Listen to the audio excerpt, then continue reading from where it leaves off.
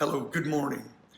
I think the whole world has wakened this morning to the sad news that Paul Cain, a great prophet in America and the nations, has passed away.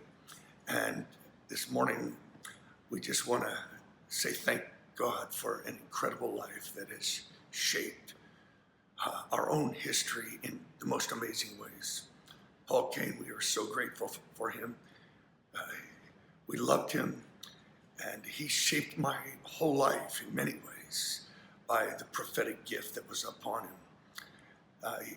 We're in Florida doing a Florida tour before the Send, going from city to city, with a vision of stadium Christianity that Paul, 30, 40 years ago, declared that the stadiums of America and the world will be filled with the preaching of Jesus and signs and wonders and miracles. It's a very famous prophecy that has actually dominated my life for 25, 30 years. Now we're going to the Send on February 23rd. We're believing for the mantle of Billy Graham to be passed on a generation. I'm thinking it's time for the healing evangelist Paul Cain, that mantle to be passed on a generation. I remember before the call took place in 2000, a word had been given to me about calling a fast at the beginning of the millennium, a 40-day fast for the harvest of the new millennium. And Paul Cain was coming to our church. I was sitting in the back, and I asked God, Lord, if this is you want me to call this fast, have Paul Cain call me out and use Ecclesiastes 11:1 as a confirmation. Cast your bread upon the water, and after many days you will find it. Amazingly, Paul called me out by my middle name and my birthday. And he said, and I see that you are skinny, for you are fasting. And the Lord says, Ecclesiastes 11:1, cast your bread upon the water. Because of that word, I called for a 40-day fast. And I think even now, 20 years later, as Paul has just passed away, I believe that word is coming back. And we are finding it for a whole generation, for a whole new Jesus movement. That word has shaped the last 20 years of my life. And I'm so grateful for Paul Cain delivering that word. And earlier this year, really in 2018, we were in Santa Maria healing rooms, a 40-day fast for California, and a friend of mine actually had a dream that I was tightening my belt 10 days, and that 10 days was, and I was saying, does anybody want to fast with me for 10 more days? The first fast had ended on April 9th, 4/9, and the 10 days would end on 4/18.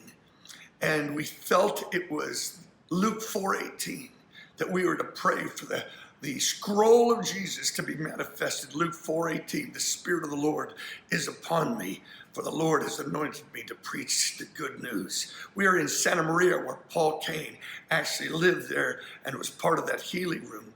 So we held 10 days of prayer and fasting for those 10 days, crying for that mantle, the scroll of Jesus to be manifested. And then Paul Cain there shared the story of his mom, Anna Cain. And Anna, at age 44, was pregnant with Paul. And the doctors said she would not live and would not give birth to the child that was in her because she was ravaged with 4 diseases, her breast completely eaten away. But the Lord visited her and said, you'll have a boy, and you'll name him Paul after St. Paul, for he will see the miracles of St. Paul. She was healed by the Lord and actually nursed Paul on completely restored breasts. Oh, the power of God. She lived to 104 years old, was dying, and she said to Paul, I'm going to give you the greatest word I've ever given you in my life. And Paul said, what is it? And she said, I don't know yet, because he hasn't given it to me yet, and went into a coma for two months. They prayed that she'd be raised up, and she came out of that coma. And Anna, his mom, Anna Cain, said, the Lord is giving me the word. The word is this, I'm giving to you, Paul, and to the world. Luke 4:18. The scroll of Jesus is going to be released upon you and the world. She died on 4/18. At 4/18, Mike Bickle was actually there We believe it is a sign now with the passing of Paul that we believe what she saw, what she prophesied, will be manifested in a generation, that Jesus the evangelist is going to loose his scroll over the whole earth. It's interesting, even last night we preached and we said possibly Paul Cain could die tonight. We knew he was on his deathbed. And we believe that that mantle is coming on a whole generation. Billy Graham, I will not let you go until I get a double portion of your spirit. I believe that now with Paul Cain's passing, it's not just the evangelical evangelist, Billy Graham, but it's the healing revivalist, Paul Cain. And both those mantles are coming down on a whole generation. It's interesting.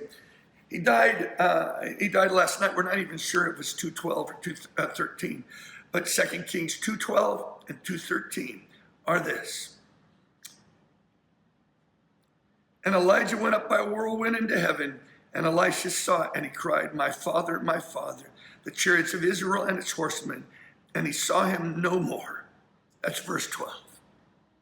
And verse 13, and he took up the cloak of Elijah that had fallen from him, went back and stood on the bank of the Jordan. He took the cloak of Elijah that had fallen from him and struck the water, saying, where is the God of Elijah? I don't think that's an accident. I think the best thing we could ever do in remembering Paul Cain is to take up his mantle and dare to believe that a double portion of his spirit will be released to the whole earth. Thank you, Paul Cain, for what you've given to us. We love you. We honor you. Now you're rejoicing in heaven, and there's a generation that will not just celebrate your death.